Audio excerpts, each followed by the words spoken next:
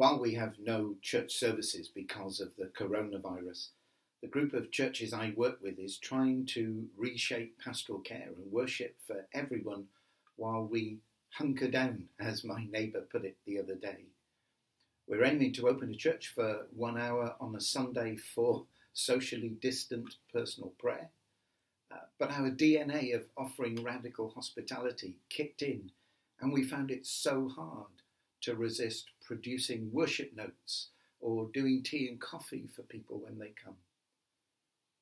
In the email I sent out announcing that we were going to follow the guidelines from the Methodist Church and stop virtually all activity, I said this: the really important thing to remember is that our buildings are not the church, and although we love to worship together, Sunday services don't make the church either.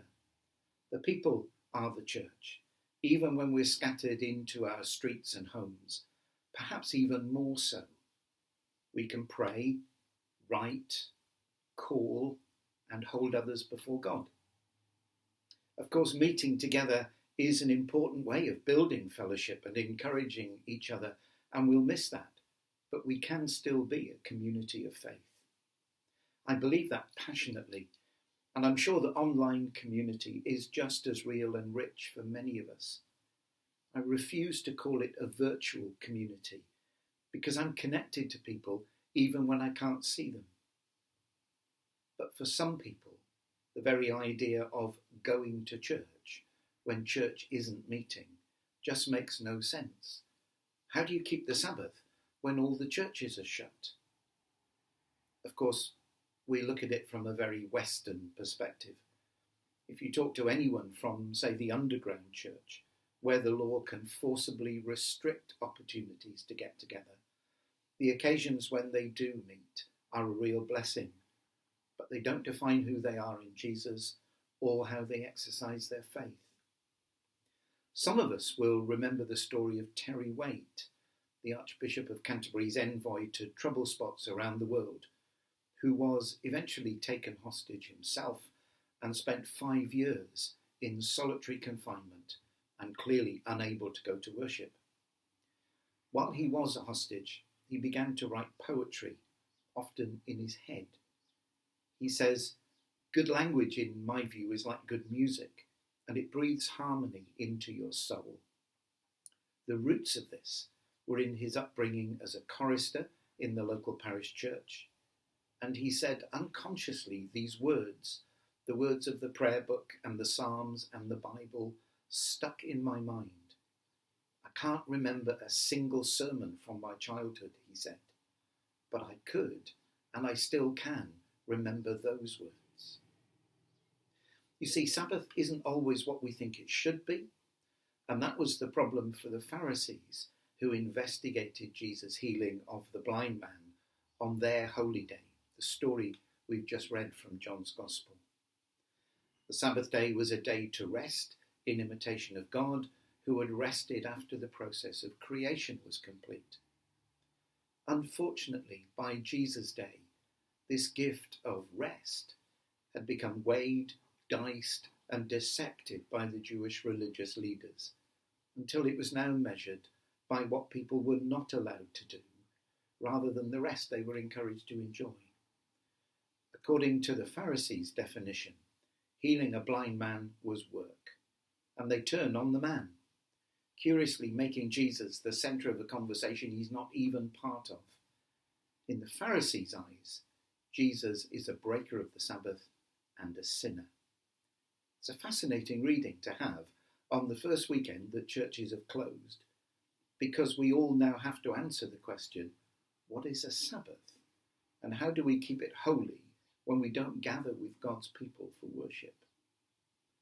Perhaps extraordinary times like this are good for helping us get back to some of the fundamentals of our faith. I want to suggest that there are a number of ways to keep the Sabbath, even in these times. Firstly, a Sabbath every day. Many of us will be restricted to our homes for long periods in the next months. Perhaps we're working from home instead of commuting to an office. Perhaps we normally volunteer for a charity, but we can't. Perhaps even our daily walk or swim is off limits while we self-isolate. It could become very easy to lose all motivation and energy and end up in a cycle of bad daytime TV or crippling loneliness, so we need ways to break up the day. Some of my friends who have to work differently have set up a prayer space in their house that becomes their go-to spot.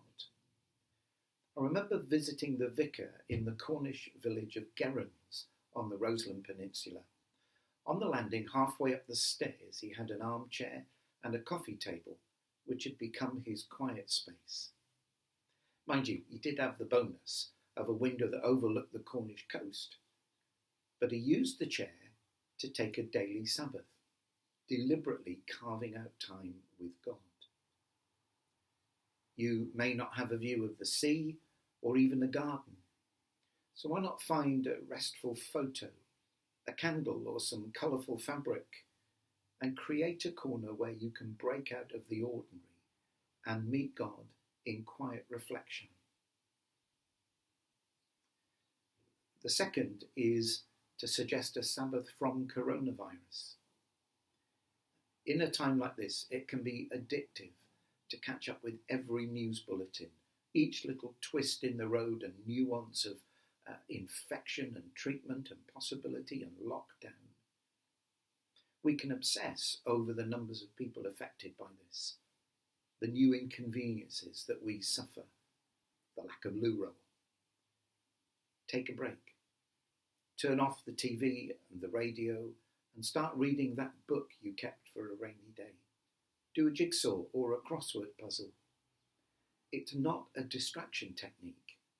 A change of emphasis is good for the soul, and fun lifts the spirits. Remember that Jesus used flowers and birds as sermon illustrations.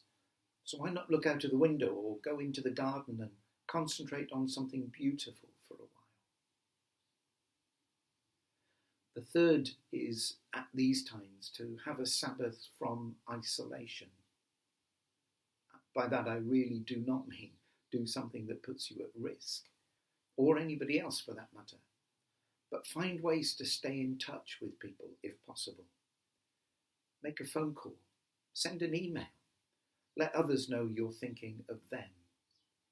Call them up on Skype or FaceTime and have the nearest you can have to a proper face-to-face conversation. But pray before getting in touch that something you say or the very fact that you are in touch encourages your friend. Don't be British. If you need to, ask for help. We can still be a community even when we're separated. Our unity is in Christ, and that does not change. Finally, a weekly Sabbath. Not being able to get to worship is a real concern for some of us. But if you're part of the essential services, Sunday may actually never be the time when you can set aside a decent amount of space to focus on God. However your life is shaping up at the moment, be intentional about creating a weekly Sabbath space. If you can, carve out time to look at the Bible, to pray and reflect on God's love for you and those around you. Many churches are now live streaming a service and you can join in. Others are creating ways for you to follow an interactive list of worship. Using the internet maybe to click on songs and sermons on YouTube, like this one possibly. The BBC plans to broadcast a weekly service on the radio. Christian TV and radio channels are available as well. Build worship into the pattern of your life. If you have children or grandchildren on hand, then rediscover singing together. Teach them some of your well-loved Sunday school songs and learn theirs. Talk over Bible stories together. Do craft. In John's account, a few verses on from where we finished reading, Jesus doesn't deny that he's broken the Sabbath, but the Sabbath as interpreted by the Jewish leaders. Why would he do that? because the man born blind's need was greater than satisfying a man-made rule. Mark's Gospel has another time when the Pharisees took Jesus to task for breaking the Sabbath. You can find it in Mark 2.